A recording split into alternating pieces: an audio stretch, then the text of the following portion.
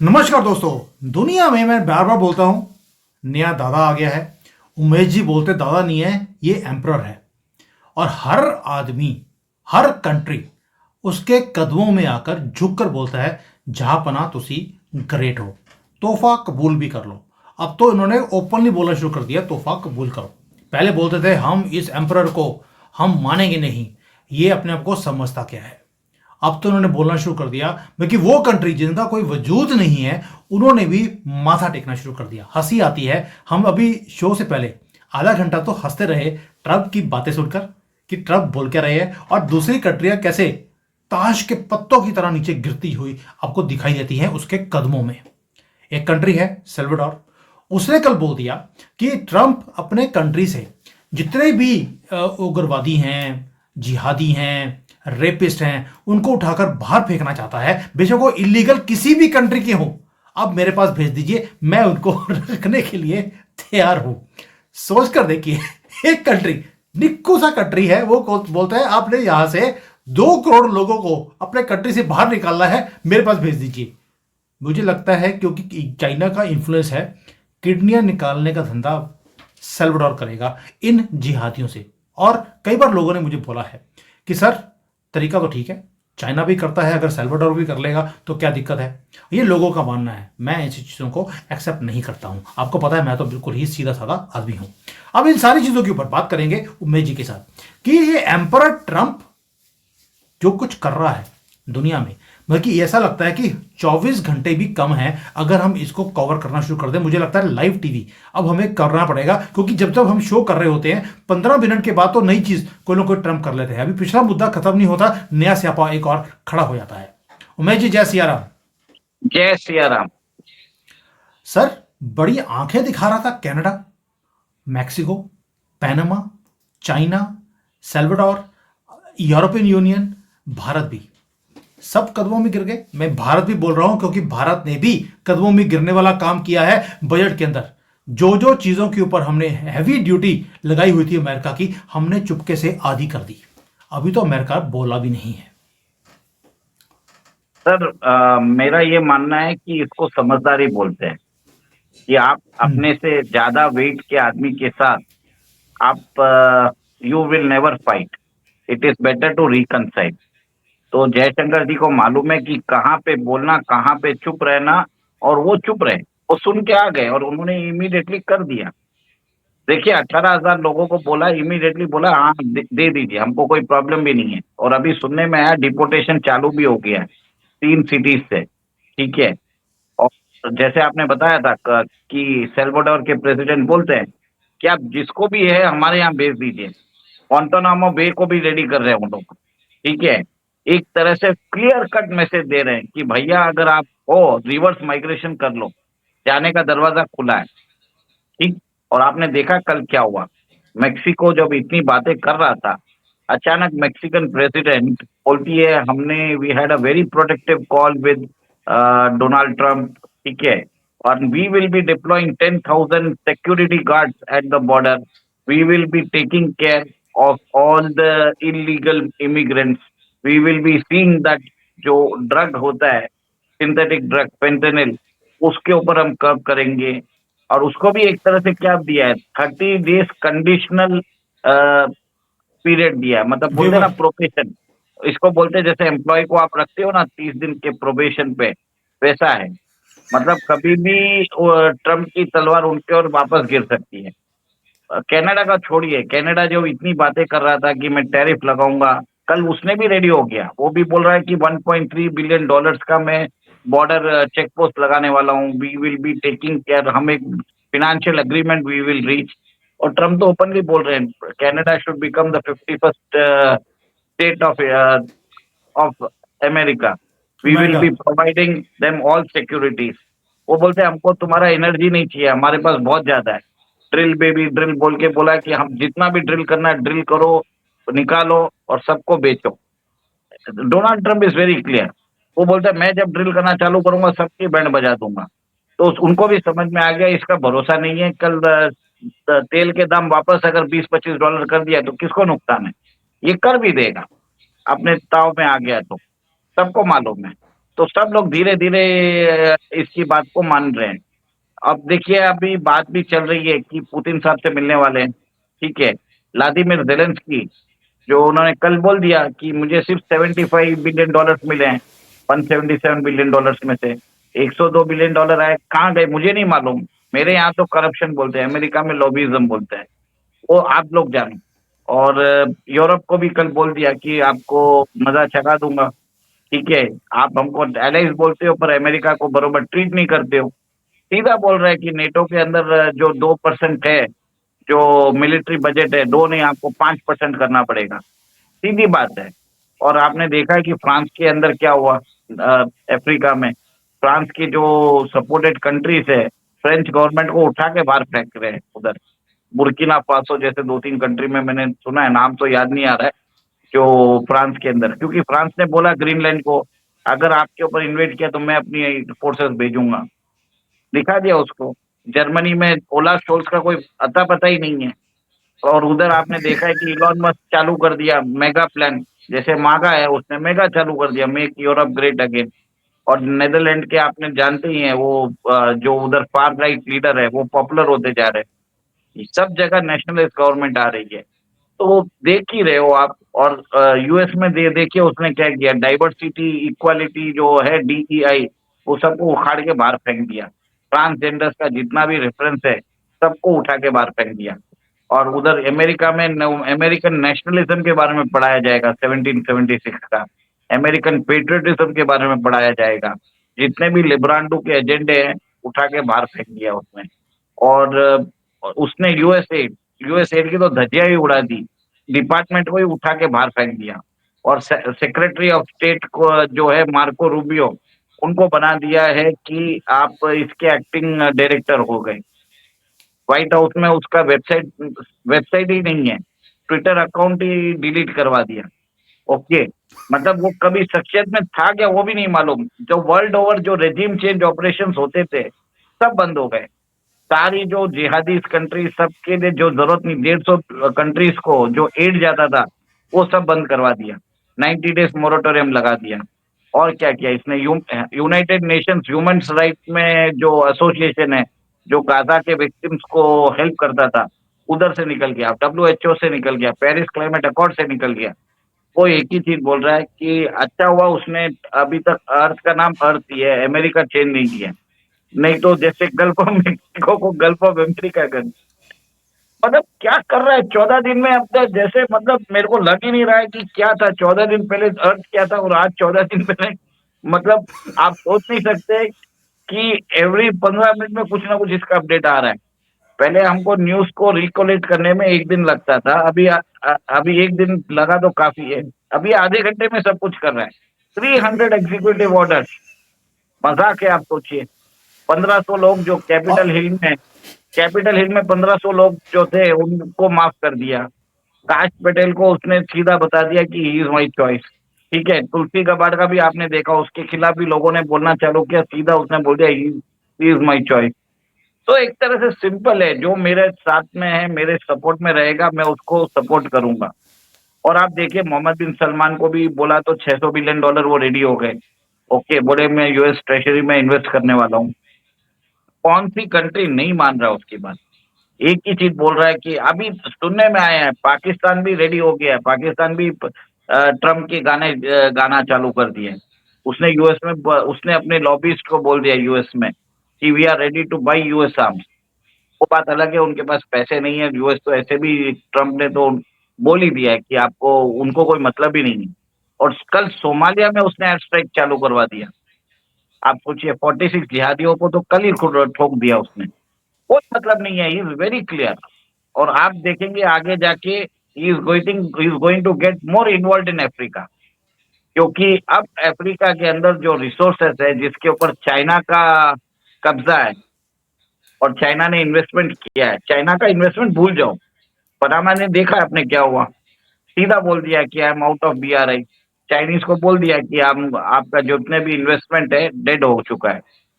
तो एक तरह से सारी कंट्रीज में इन्वॉल्व होने वाला है, सबको बोलने वाला है कि बस आप चाइना को, आप बीआरआई प्रोजेक्ट से निकलो। और ये होने वाला है, आप देख लीजिए। क्वाड के अंदर भी आपने देखा है कि कैसे क्वाड को रिवाइव किया जा रहा है, इंडो पैसिफिक इकोनॉमिक फोरम को रिवाइव किया जा रहा है, और सारी कंट्रीज को जितने भी उनके एलाइज है वो सब जाने वाले हैं। आज मेरे ख्याल से बेंजामिन नेतन्याहू मिलने वाले हैं, फिर बाद में 7 तारीख को प्राइम मिनिस्टर ऑफ जापान वो मिलने वाले हैं, मोदी जी 13 तारीख को मिल रहे हैं। तो एक तरह से लाइन अप कर दिया कि भैया जल्दी जल्दी आओ, हमारा जो भी डिस्कशन है जो करना है करो, और काम पे उतरते हैं। काम पे लग जाओ। हाँ, काम काम पे पे लग लग जाओ। जाओ, मतलब कोई, मतलब उसके पास कुछ भी नहीं है। आप सोचिए ना, फर्स्ट डे प्रेस को ब्रीफिंग कर रहा है और वो एग्जीक्यूटिव ऑर्डर साइन कर रहा है, जो क्वेश्चंस पूछ रहे हैं उसका जवाब भी दे रहा है। और अभी तो बोलते हैं जब 100 days of any presidency is a signature statement. अभी तो भाई साहब 2 हफ्ते हुए हैं, 12 हफ्ते बाकी है। आप सोचिए और क्या करेगा। Little be 12 more weeks of problems create करता ही जाएगा। He is a disruptor, he is a merchant of chaos, वो क्या नहीं है।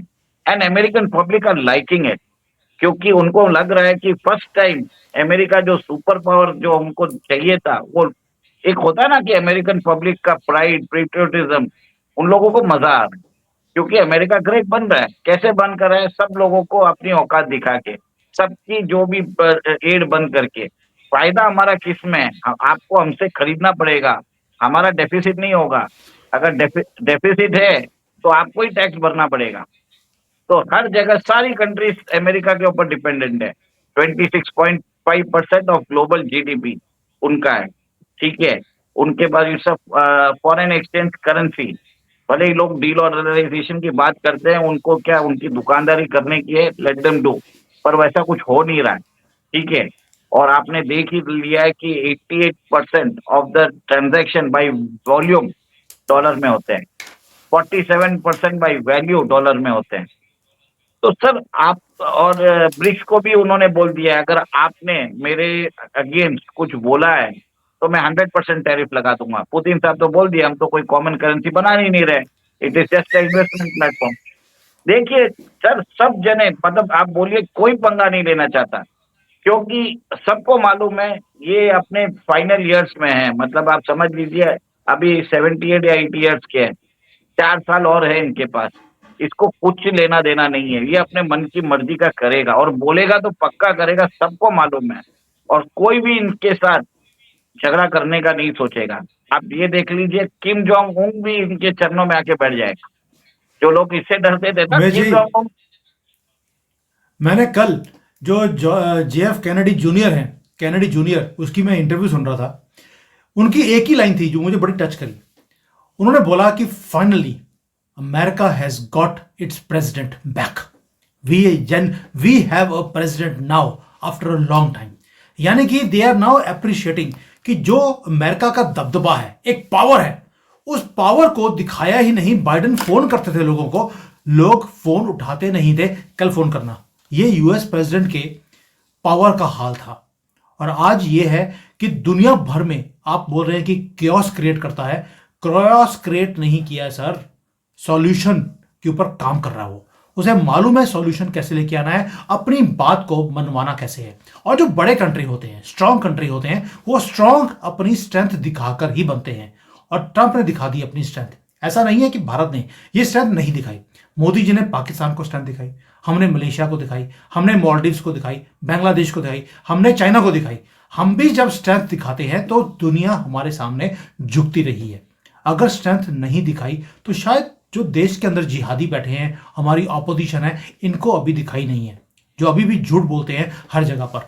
आपको नहीं लगता जैसे ट्रंप आज की डेट में डिपोर्ट कर रहे हैं सारे के सारे जिहादियों को, पकड़ पकड़ कर बाहर फेंक रहे हैं, और एल्बस सेल्वाडोर ने तो बोल दिया मेरे पास भेज दीजिए। क्या भारत को भी अपने यहां से जिहादियों को पकड़कर अफगानिस्तान में नहीं भेज देना चाहिए? अफगानिस्तान ले लेगा आराम से, कोई दिक्कत नहीं उनको, उनको तो किडनी निकालनी। देखिए सबसे पहले तो मैं बता देता हूँ एक चीज की, यूएस की इकोनॉमी 30 ट्रिलियन है, आपकी इकोनॉमी 4 ट्रिलियन है। You should not um, you should be in your limit. Bharat समझता है। और एक चीज है, ट्रम्प को किसी को जवाब नहीं देना है, ठीक है। वो अपनी मन मर्जी का जो करेगा लोग मानेंगे। एक एक दिन में लोग मान रहे हैं, पलटी मार रहे हैं। भारत का वैसा नहीं है। अभी आपकी स्ट्रेंथ इतनी नहीं हुई है, आपको स्ट्रेंथ पे काम करना पड़ेगा। आज चाइना कैसे बोल देता है कि ये टेरिटरी मेरी है, क्योंकि उसने काम किया। तो अभी हमें इकोनॉमिकली ग्रो करना जरूरी है। आप 4 ट्रिलियन हो, जिस दिन आपकी इकोनॉमी 10 ट्रिलियन हो जाएगी, मैं बता देता हूँ आपको सुमित जी, उस दिन भारत वो काम कर पाएगा जो आज चाइना कर पा रहा है। सबसे पहले तो let's work on our economy. 4 साल बहुत ही अच्छे हमारे पास टाइम है। ट्रम्प एडमिनिस्ट्रेशन में we need to realign our objective and interest with America. ऐसा बहुत लोग बोलेंगे कि हम अपनी सॉवरेनिटी सरेंडर कर रहे हैं। सरेंडर नहीं है सर, ये फ्रेंडशिप है। इसमें फायदा भारत को बहुत है। आप नॉन अलाइन रह के आपने क्या कर लिया? 70-75 साल में क्या कर लिया? आपको 2016 में जब ट्रम्प साहब आए थे, तब से लोगों ने आपको देखना चालू किया है। चलिए मोदी जी थे एंड अदर थिंग्स, बट आपको एक अच्छी एडमिनिस्ट्रेशन चाहिए in America which recognizes India as a valuable partner. मैंने हमेशा बोला है कि hmm. Republicans are very good, they think about India. वो एक ही चीज बोलते हैं, आप हमको कितना दोगे हम आपको उतना दे देंगे। दे आर ट्रांजैक्शनल, चलता है, हम उनसे काम कर सकते हैं। डेमोक्रेट से तो हम काम ही नहीं कर सकते। वो आपसे स्वीट टॉकिंग करेंगे और आपके पीछे ही आपको खंजर खंजर आपके सीने में मारेंगे। आपने देख ही लिया ना क्या हुआ था बाइडेन एडमिनिस्ट्रेशन में। यूएस एड ने बता ही दिया था, जितने भी रेजिम चेंज, जॉर्ज सोरोस, ये Bill Gates, Barack Hussein Obama, ये जो अमेरिका के जितने भी ये लेफ्टिस्ट थे, इलान ओमर, ये सब चूहे कहाँ चले गए ट्रम्प के टाइम पे? कोई बात भी करता है क्या आज इनके बारे में? कितने ये लोग रेजिम सर चेंज ऑपरेशन इन लोग फंड करते थे। मेरा ये मानना है कि let's work on our economy. हमें यूएस के साथ काम करने की जरूरत है। ये 4 साल is a very golden year. हमें डिफेंस टाइप अपग्रेड करने चाहिए, क्योंकि ट्रम्प एडमिनिस्ट्रेशन का एक ही चीज है कि ही उसके अपने एडमिनिस्ट्रेशन में एंटी चाइना हॉक्स बना के रखे हैं। मैं I was against defense ties with America during the democratic regime. But with the in the Trump regime हमें करना चाहिए, और जितने भी अग्रीमेंट्स हैं ट्रम्प एडमिनिस्ट्रेशन में ही पूरा करवा लेना चाहिए। ये समझदारी रहेगी। आप जो भी करार कर रहे हो, भले ही वो F404 इंजन का हो, या भले ही आपको F35 लेना हो, भले ही आपको कोई काम करवाना हो, everything will happen during this regime। और एक बार काम हो जाता है तो वो रोल बैक नहीं होगा। अमेरिकन एडमिनिस्ट्रेशन में एक चीज नोट करिए, डेमोक्रेट्स भी अगर कल आ जाए 2028 में, तो ट्रम्प पॉलिसी को कंटिन्यू करेंगे। ठीक है, तो hmm. India has to move strategically fast. इसके लिए मैं हमेशा बोलता हूँ कि F35 हमको आज ले लेना चाहिए अमेरिका से, जरूरी भी है। मुझे लगता है इसलिए मोदी जी इसलिए बिल्कुल इनिशियल डेज में ही मोदी जी अमेरिका जा भी रहे हैं। लेकिन सर आपने बड़ा इंटरेस्टिंग है, आपने चाइना का नाम लिया बीच में। मुझे समझ नहीं आ रहा कि Canada, Mexico, Panama, European union सब एम्परर ट्रम्प के सामने झुक चुके हैं। चाइना साला नहीं झुका। साला वर्ड यूज कर रहा हूं, नहीं करना चाहिए था। चाइना ने भी 10% टैरिफ लगा दिया अमेरिका के ऊपर, जबकि ट्रम्प डबल गेम खेल रहे हैं। उन्होंने चाइना के ऊपर टैरिफ लगाए, लेकिन अपनी वेबसाइट्स के ऊपर ताइवान का जो प्रोटेक्शन है या ताइवान की इंडिपेंडेंस है, उसके जितने भी कोई आर्टिकल छपे थे, कुछ भी थे गवर्नमेंट ऑफिशियल साइट्स के ऊपर, उसको डिलीट कर दिया। और साथ में बोल दिया है कि चाइना वन पॉलिसी के ऊपर हम काम करेंगे। चाइना ताइवान को अपना पार्ट मानता है, हम भी मानते हैं। भाड़ में गया ताइवान, हमें तो ट्रेड डील चाहिए। सर वो एक जगह पर तो ताइवान को सपोर्ट बंद कर दी, दूसरी तरफ से चाइना को टैरिफ लगा दिया। यानी कि चाइना को एक तरफ से खुश भी कर रहा है और दूसरी तरफ से टैरिफ भी लगा दिया, और चाइना झुक भी नहीं रहा। ये पूरा मामला, how do you think it is going ahead? Sir मेरा मानना है कि ट्रम्प साहब जरूर बिलीव करते हैं वन चाइना पॉलिसी, पर वो फेवर कर रहे हैं रिपब्लिक ऑफ चाइना और पीपल्स रिपब्लिक ऑफ चाइना। आपको समझ में नहीं आ रहा है? हाँ मैं अंडरस्टैंड करता हूं, हाँ बोलूंगा रिवर्स। नहीं। हाँ, वो रिवर्स हो चुका है। जिनको समझना है वो समझ जाएंगे। ठीक है, तो ट्रम्प का वेरी क्लियर बात है। उन्होंने उन्होंने बोला ना one China, definitely one China. कौन सा चाइना वो आपके इंटरप्रिटेशन पे। पर उन्होंने अब आप देखेंगे कि ताइवान के साथ जो आर्म्स ट्रीटी है वो बढ़ेगी। ठीक है, और ट्रम्प एक और एक चीज है कि चाइना ने भी रिटेलिएटरी टैरिफ लगाए हैं। अभी तो चाइनीज क्या बोलते हैं, हनीमून पीरियड में है। वो तो कल वो लोग जागेंगे, कल वो लोग काम पे लौटेंगे। देखते हैं कितने लोग लौटेंगे, कितने लोग नहीं लौटेंगे। तो एक दिन तो उनको करने दीजिए, तो शायद कल जी जिनपिंग भी ट्रम्प के चरणों में झुक जाए। किसको, वी नेवर नो। जितना जी जिनपिंग बोल रहा है उतना नहीं कर पाएगा सर। यूएस के साथ आप नहीं कर पाओगे। वो कहीं भी आपके एरिया में अगर कल उसको वॉर छेड़ना है, वो चाइनीज कोस्ट पे चालू करवा देगा। आप क्या करोगे? ट्रैफिक हम्म। सबको प्रॉब्लम होगा। वो ये आदमी अपनी जिद पे आ गया तो चाइना को बर्बाद भी कर सकता है। ठीक है, अपना अंगूठा काटवा के दूसरे का हाथ कटवा देगा, बोलेगा कोलेटरल डैमेज उसको ज्यादा है। देखो हमने एक ही अंगूठा काटा है, पर उसके तो हमने हाथ काट दिए हैं। तो इसको बोलते हैं कोलेटरल डैमेज। किसमें जितना डैमेज है, ट्रम्प वो पॉलिसी भी यूज कर सकता है। And everybody knows that. ये जो बोलता है वो तो करेगा, और जो नहीं बोलेगा और क्या क्या कर सकता है वो सब कुछ करेगा। तो अब ये तो 14 दिन में तो इसने बोला है, वो किया है। अभी तो सर आपको कम से कम आप देख सके तो कोई भी एक 365 दिन एक साल में होते हैं। मेरे हिसाब से अगर हिसाब लगाऊं तो 1460 दिन होते हैं सर। तो अभी तो 14-15 दिन हुए हैं, 1% टेन्योर खत्म हुआ है। अभी तो 99% बाकी है। 4 साल इसी का नाम चलता रहेगा। बनिया हो सर, गणित तो लगाता रहता हूँ कि क्या होगा क्या नहीं होगा। सर बिल्कुल सही कह रहे हैं। ट्रंप ने तहस नहस कर दिया है सारी दुनिया की पॉलिटिक्स को। सारा लाइमलाइट, सारा यूट्यूब, सारा मेन स्ट्रीम मीडिया सिर्फ ट्रंपिज्म के ऊपर ही बात कर रहा है, जैसे कि ट्रंप की ही तूती बोल बोल रही है इस वक्त पूरी दुनिया में। हर कंट्री उसके सामने झुक रहा है, हर नैरेटिव फेल होता जा रहा है लिब्रांडुओं का। कल लिब्रांडो इतना चीख रहे थे कि डेमोक्रेसी खतरे में आ गई है। यूएस एड बंद कर दिया।